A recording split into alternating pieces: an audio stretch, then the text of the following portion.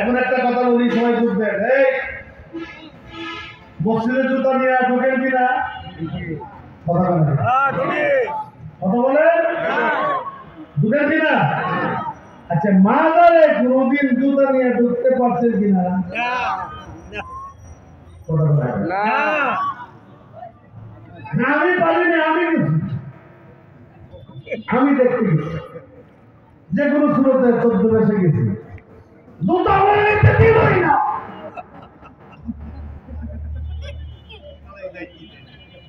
জুতা রেখে গেছি, তার দিয়ে ফার্স্ট ইয়ারে বলে জুতা শুনে দিচ্ছি যাওয়ার সময়।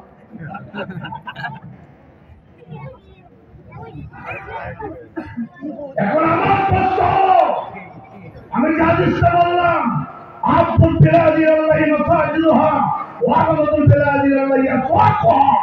আল্লাহর নবী বলেন, এই পৃথিবীতে সবচাইতে উত্তম জায়গা হলো মসজিদ, আর সবচাইতে খারাপ জায়গা হলো বাজার। তাহলে বলেন, এখন মাজার বলো না মসজিদ বলো? মসজিদ বলো।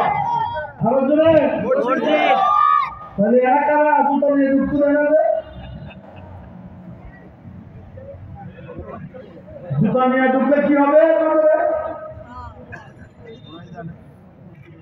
আরে এই জায়গা কেন না, সারা পৃথিবীতে সবচেয়ে দামি জায়গা হলো কানায় কাবা। ঠিক আছে? আরে কানায় কাবা, ব্যাগের ভিতরে জুতা ফিরে মুতে পারে। আর কানায় কাবা আমি নিজে সব করছি, জুতা ভর্তিতে। আরো আদি শব্দ যারা আছে জিজ্ঞাসা করেন, তারাও ব্যাগের মধ্যে জুতা দেয়া কানায় কাবা সব করছে। কারণ কি?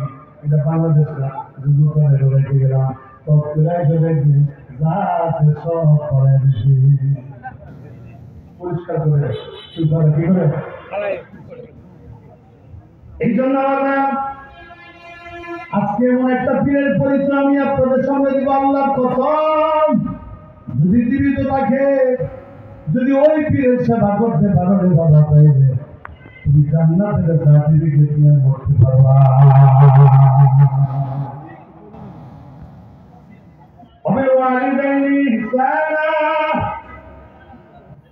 আল্লাহ বলেন, যুবক, যদি তোমার মা তোমার বাবা জীবিত থাকে, মা বাবার সাথে সভ্য ব্যবহার করো, ভালো ব্যবহার করো। ইম্মা ইয়াবলুগান্না ইনদাকা আল-কিবার আহাদুহুমা আও কিলাহুমা, তোমার আব্বা আম্মা একজন অথবা দুইজন যদি তোমার সেবার মুখাপেক্ষি হয়ে যায়, তুমি তখন তাদেরকে সেবা করতে যাইয়া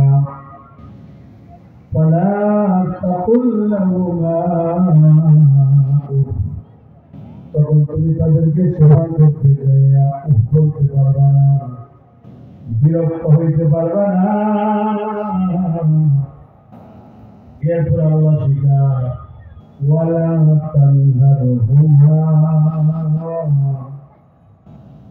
খবরদার তোমার মা বাবাকে ধমক দিবা না। শিখায় কে? আল্লাহ। সবাই চিনলে বলেন শিখায় কে?